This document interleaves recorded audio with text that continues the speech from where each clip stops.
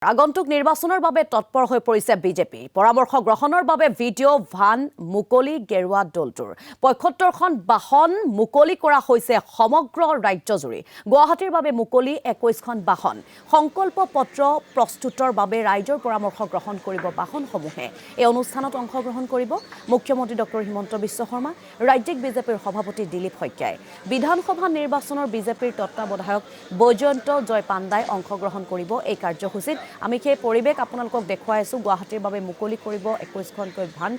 সংকল্প পত্ৰ প্ৰস্তুতৰ বাবে ৰাইজৰ পৰামৰ্শ গ্ৰহণ কৰিব বাহনসমূহে। আগন্তুক যেটো নিৰ্বাচনৰ বাবে এতিয়া বিজেপি তৎপৰ হৈ পৰিছে। গতিকে আমি শেহতীয়া যিখিনি তথ্য বা পৰিৱেশসমূহ চাবৰ বাবে পোনপটীয়াকৈ আমি আমাৰ সাংবাদিক ৰূপম দলৈ কাষলৈ যাবলৈ বিচাৰিছোঁ। ৰূপম, ৭৫খন বাহন মুকলি কৰা হৈছে সমগ্ৰ ৰাজ্যজুৰি। তাৰে ভিতৰত গুৱাহাটীৰ বাবে ২১খন বাহন যিহেতু মুকলি কৰা হৈছে।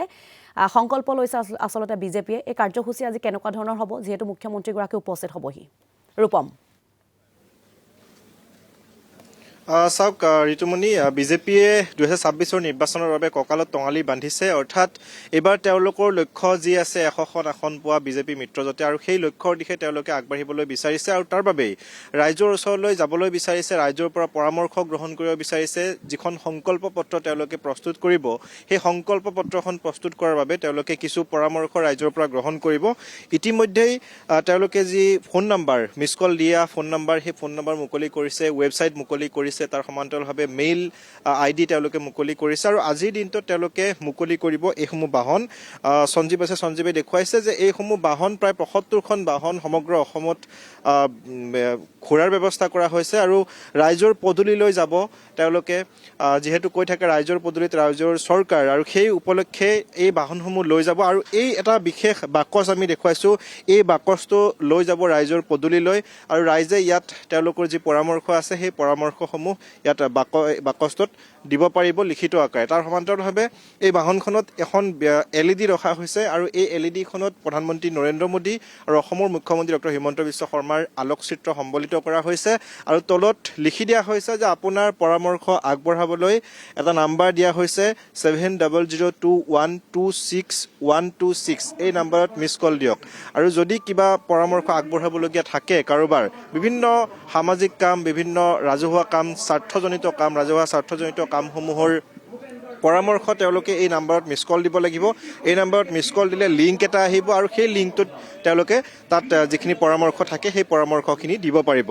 গুৱাহাটী মহানগৰ জিলাৰ বাবে, মহানগৰৰ আশে পাশে যিসমূহ জিলা, সেই জিলাৰ বাবে আজি ইয়াত ২৯খন বাহন ইয়াত ৰখা হৈছে। এই বাহনখিনি আজিৰ দিনটোত মুকলি কৰিব। কিছু সময় পাছতে মুখ্যমন্ত্ৰী ডক্টৰ হিমন্ত বিশ্ব শৰ্মা ডাঙৰীয়া ইয়ালৈ আহিব আৰু সমান্তৰালভাৱে বিজেপিৰ ৰাজ্যিক সভাপতিগৰাকী আহিব।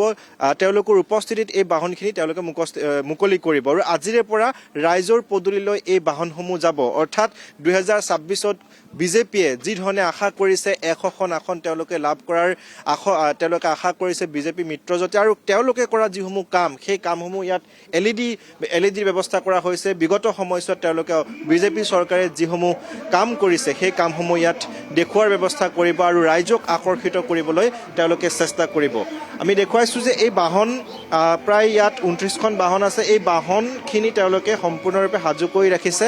মুখ্যমন্ত্ৰী ডাঙৰীয়া কিছু সময় পাছতে আহিব আৰু তেওঁ আহি এই বাহনখিনি মুকলি কৰিব আৰু আজিৰে পৰা এই বাহনসমূহ ৰাইজৰ মাজলৈ যাব। ৰাইজৰ মাজলৈ গৈ ৰাইজৰ পৰা পৰামৰ্শ গ্ৰহণ কৰিব আৰু সেই পৰামৰ্শসমূহ গ্ৰহণ কৰি তেওঁলোকে সংকল্প পত্ৰ নিৰ্বাচনৰ পূৰ্বে তেওঁলোকে প্ৰস্তুত কৰিব আৰু সেই সংকল্প পত্ৰ ৰাইজৰ মাজত বিতৰণ কৰিব আৰু সেই সংকল্প পত্ৰৰ জৰিয়তে তাত যিখিনি কাম সন্নিৱিষ্ট কৰিব, যিখিনি কথা সন্নিৱিষ্ট কৰিব, সেই কথাখিনি লৈয়ে আগন্তুক ২০২৬ৰ নিৰ্বাচনত তেওঁলোকে মিটিঙেই হওক বা অন্যান্য প্ৰচাৰ মাধ্যমত তেওঁলোকে প্ৰচাৰ কৰিব। গতিকে ইতিমধ্যেই বিজেপিয়ে এই ধৰণে সাজু হৈছে, কাৰণ সন্মুখত ২০২৬ৰ নিৰ্বাচন, হয়তো এপ্ৰিলত নিৰ্বাচন হ'ব। গতিকে সেই নিৰ্বাচনৰ বাবে বিজেপিয়ে যাতে কোনো ধৰণৰ খুটি নাতি ৰৈ নাযায় তাৰ বাবে চেষ্টা কৰিছে ৰাইজৰ মাজলৈ গৈ তেওঁলোকে যাতে প্ৰতিগৰাকী লোকৰে ভোট তেওঁলোকে গ্ৰহণ কৰিব পাৰে, ভোটাৰসকলক আকৃষ্ট কৰিব পাৰে, তাৰ বাবে এই ধৰণৰ পদক্ষেপ দেখিবলৈ পোৱা গৈছে।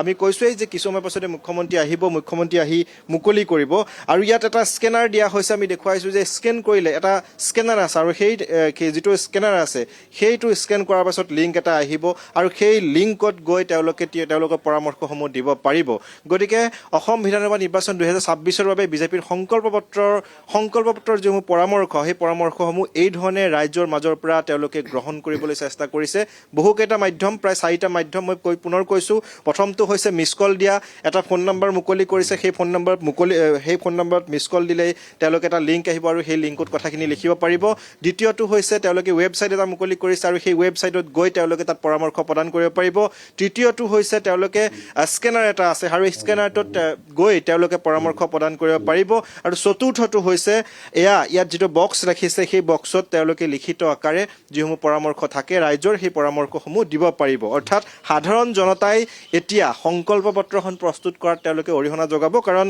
সংকল্প পত্ৰত যিখিনি কথা সন্নিৱিষ্ট হ'ব যিখিনি পৰামৰ্শ তাত লিখা তেওঁলোকে সংকল্পবদ্ধ হ'ব যিখিনি পৰামৰ্শ ৰাইজৰ মাজলৈ লৈ যোৱাৰ সেই সংকল্পখিনি গ্ৰহণ কৰিব ৰাইজৰ মাজৰ পৰাই আৰু সেইবাবে তেওঁলোকে প্ৰায় 4-5টা মাধ্যম লৈছে এই 4-5টা মাধ্যমৰ জৰিয়তে তেওঁলোকে যিখন সংকল্পপত্ৰ সেই সংকল্প পত্ৰখন প্ৰস্তুত কৰিব গতিকে কিছু সময় পাছতে মুখ্যমন্ত্ৰী আহিব মুখ্যমন্ত্ৰী তাৰ সমান্তৰালভাৱে অসমৰ বিধানসভা নিৰ্বাচনৰ তত্ত্বাৱধায়ক আমি আপোনাৰ কাষলৈ পুনৰ আহিম আপুনি পৰৱৰ্তী কাৰ্যসূচীসমূহ আমাক দেখুৱাই যোৱাৰ চেষ্টা কৰিব